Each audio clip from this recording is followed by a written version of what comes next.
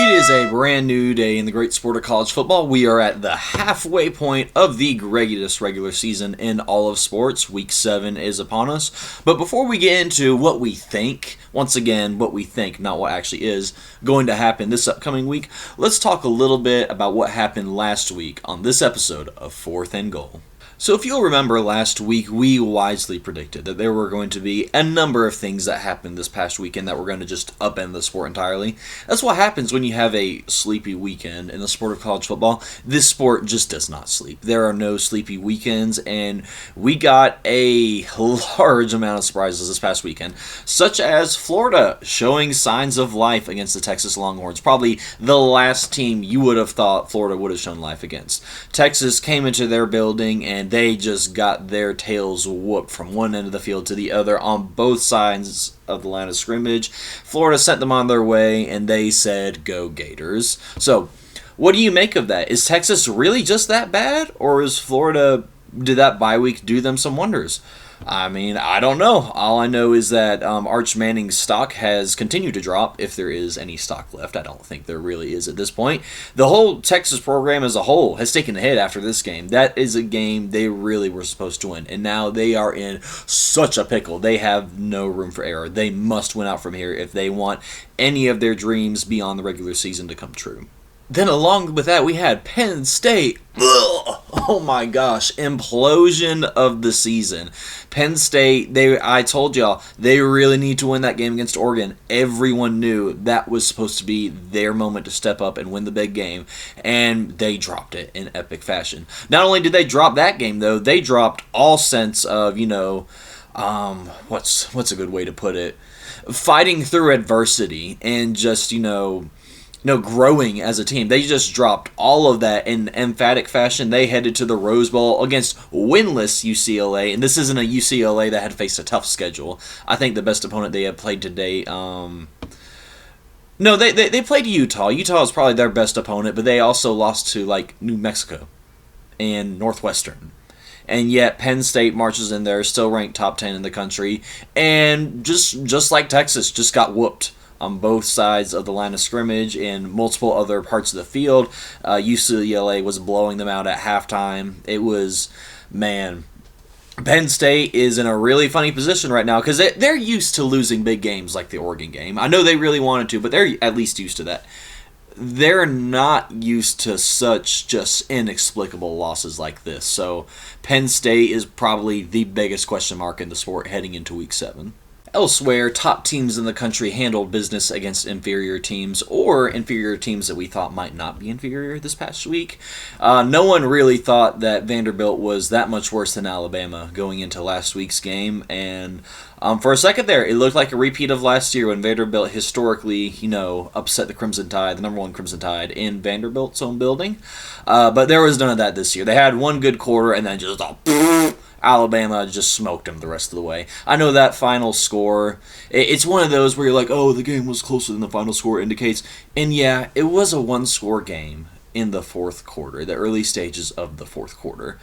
But to be real, Vanderbilt hadn't really done anything, and Alabama was very clearly throttling back their offense and trying to control time of possession. So you have that to go on. And then you have Florida State. Man, kind of like Penn State, except here Florida State won the big game, and they had just a great opportunity to build a great season off of that, and they are struggling right now. That's why you don't drop stupid games. You dropped the Virginia game, and now you lost to a very good Miami team, which you probably should have lost to, but still, you have no room for error right now, and Florida State's schedule is not done, so they're in a tight spot, tough spot to be in if you're a Florida State fan. You don't like it. You wish you could just go all the way back to the very end of August when you were whooping up on Alabama in your own building, but college football lasts longer than 1 week in August. For this week, for the third week in a row, we are going to talk about Alabama. Crimson Tide homers, this show? Not generally considered to be that, but I suppose we are for purposes of getting you to watch our content. So, long story short, Alabama, really good at throwing the ball. Missouri, really good at running the ball. Kind of good at throwing the ball. But Alabama seems just utterly disinterested in stopping the run. Like, I mean, is the run defense even there? Like, is that a part of Kane Womack's scheme at all? Like, can they do just anything to at least, like, slow down the other team running the ball? It hasn't looked like it so far. Missouri, on the other hand, they've played two good teams in Kansas and South Carolina. I think those are good teams. They're not great teams, we know that, and both of those games, Missouri was having a tough time trying to put them away. So Missouri has some great numbers, great-looking statistics, but they have not played an opponent of this caliber yet. And yes, I can say of this caliber since we can officially take Alabama seriously after they took down their biggest nemesis, Vanderbilt. Not Georgia, Vanderbilt. So here, this is a lot like last week, at least in terms of what the model is saying. The model is picking Missouri to win. A big part of that is home field advantage, but the fact that it's thinking that this is going to be competitive at all is what I said earlier. Missouri loves running the ball. They are great at running the ball, or they have been great at running the ball against the teams on their schedule so far. And Alabama has just seemed, I don't know, agnostic to the concept of run defense. I think I'm at a point where I think I can trust Alabama again. I can certainly trust their passing game to continue to put up points on the board and to try to find hidden ways to keep the chains moving. That passing attack, it's not all about the big, flashy, 20-yard downfield completions to Ryan Williams and Jeremy Bernard. A lot of it is, ironically enough, because they just played Georgia, who's famous for screenplays, a lot of that offense is based on screenplays. If they need to get like a short conversion, they know their run game has been a little suspect the past few weeks, so they just do a simple screenplay, and Jeremy Bernard will take it for 4 or 5 yards, and the chains keep moving.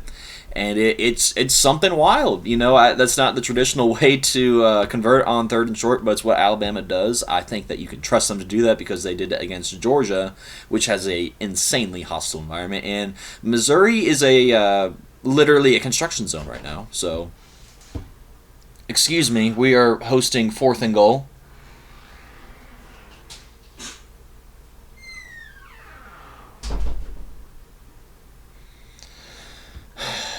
Bless the hearts of little sisters anywhere. Anyway, what I'm saying is you need to pick Alabama to win this game.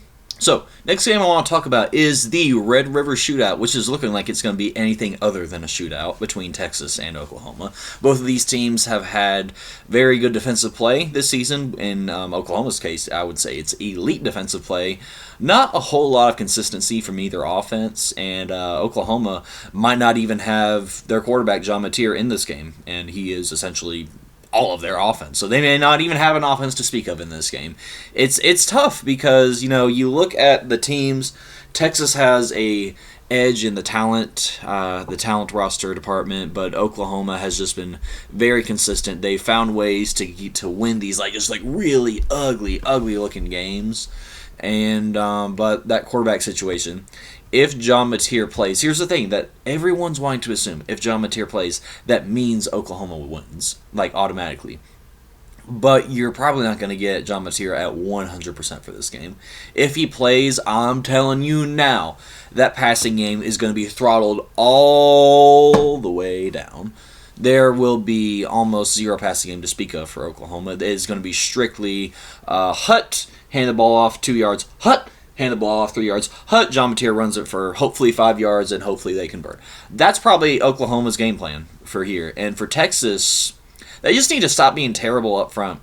I mean, really, I know Arch Manning, he's not the greatest quarterback in the world, and Texas' skill players have let them down immensely during this stretch. But that line of scrimmage is just not what we are used to seeing from Texas over the past few years. So if Texas shores up that line of scrimmage play, gives them a puncher's chance in this game. The model here still likes Oklahoma. And I'm saying this is, of course, with John Mateer playing. The model, as of right now, is not able to predict a game without John Mateer. It likes Oklahoma by a slim margin. And I don't know. I want to pick Oklahoma. My brain is telling me you should pick Oklahoma. That's the smart choice. But this is college football. And because of how crazy this sport tends to be, and especially given what we just watched last week, wouldn't the logical thing here, wouldn't the smart pick be for the thing you least expect to happen actually happen? So I'm going to roll the dice. I'm going to roll with Texas, and if they let me down, then I get the last laugh because their team is in shambles and their season is over. The biggest game of the week is very clearly going to be Indiana going to Oregon. Oregon's going to kill them. I know Kurt Signetti would say, I win. Google me. But I'd like for you to Google his games against Ohio State and Notre Dame this past year and tell me what you think is going to happen this week. I think it's pretty obvious, and the model agrees. I mean, just look at that. Whew. Man, Oregon is going to commit some atrocities of biblical proportion against Indiana, and I cannot wait to watch it. And then for the actual biggest game of the weekend, this is hopefully the death knell for Auburn's season as Georgia heads into Jordan-Hare Stadium.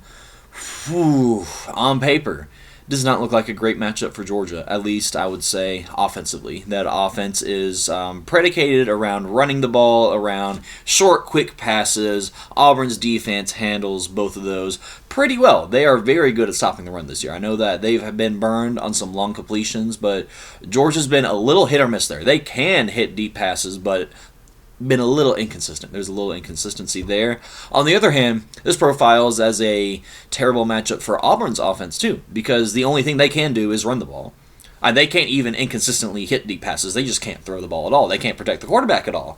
And Georgia boasts an excellent run defense. That is a very good run defense. I know their defense as a whole has gotten a lot of flack for the way they performed against Tennessee and Alabama. I'm telling you, that run defense is excellent. And if Auburn puts up big numbers on the ground, I mean, so be it. I'm never going to give Auburn credit, so I'll just blame it on Glenn Schumann. So here's the way I see it.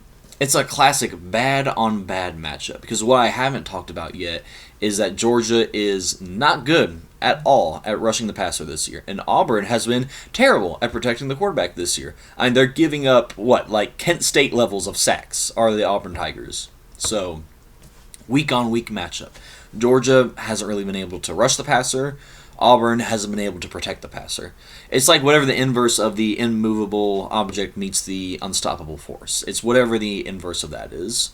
So, in this case, when you have a week-on-week matchup, you get a score like what the model is saying. That looks like a rock fight of a game. It looks like it's probably not going to be, very entertaining for most people until about the fourth quarter. I'm going to roll with the model because Auburn's trash. They haven't achieved anything of note in the past 5 years, so why do I think they should start now? So that's probably going to be the end of Auburn's season, and when they do lose, that's just going to be like a really, really great day just for, all people who love college football. It's just, there's so much so much good is going to come about that game, so I hope the Bulldogs do well, and I hope Auburn does as poorly as they ever can. I hope that they just choke like they've never choked before. I hope they think that it's the past two Iron Bowls at Jordan-Hare Stadium all over again. That would just be great for college football. That is all that I have got for this week. Drop a comment below with some score predictions where you think we got some things right, or where you think we got some things that you think are wrong but are actually still right. Let us know what you think. We love to engage with the fans. You guys are great. I'm very thankful for all, 34 of you who watch this, because this is a crazy good show, and we take it totally seriously around here. Have a great weekend.